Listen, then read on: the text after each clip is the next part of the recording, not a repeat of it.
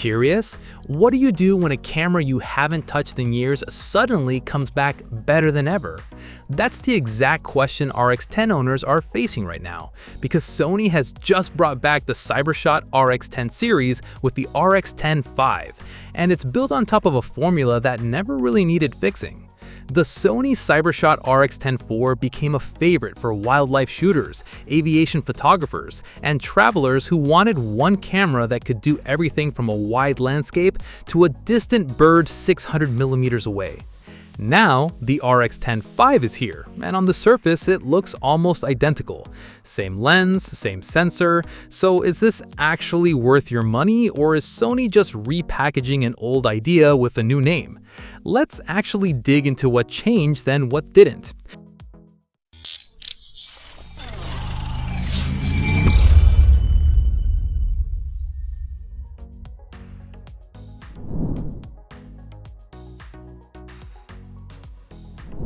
Here's the first thing you need to know. The Sony RX10 V and the Sony RX10 IV both use the exact same Zeiss Vario Sonar T-Star 24 to 600 mm f2.4 to 4.0 lens.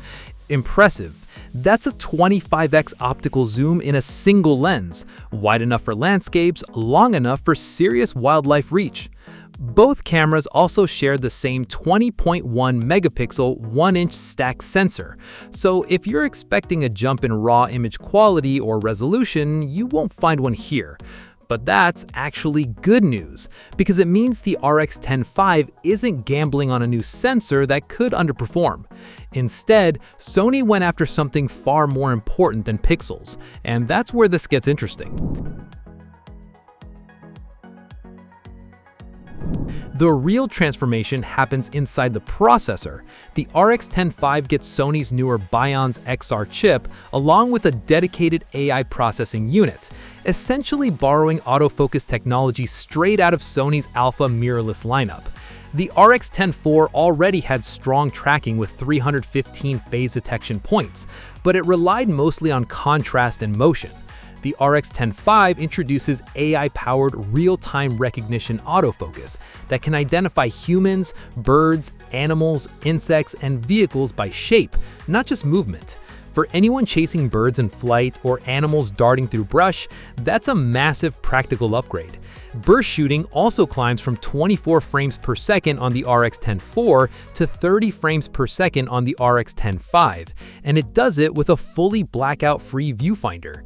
That combination could genuinely raise your keeper rate on fast action shots.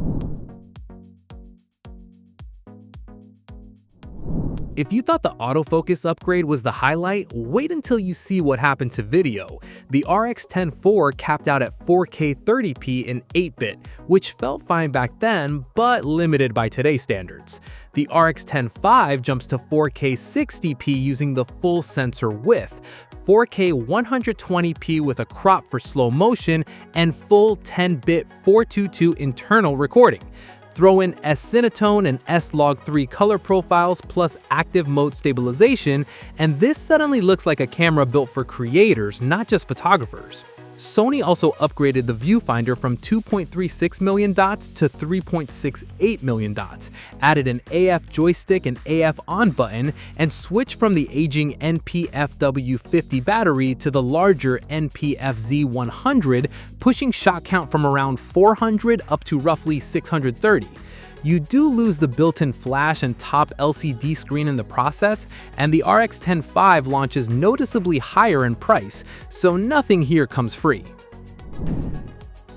If you already own the RX10 IV and mostly shoot stills in good light, you don't need to rush out and replace it. But if you shoot wildlife action, rely heavily on video, or want longer battery life and better handling, the RX10 V earns its price increase. For someone buying into this series fresh, the RX10 V is simply the smarter starting point.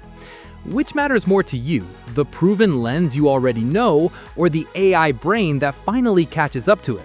Let me know in the comments, and if this helped you decide, drop a like, subscribe for more, and I'll see you in the next one.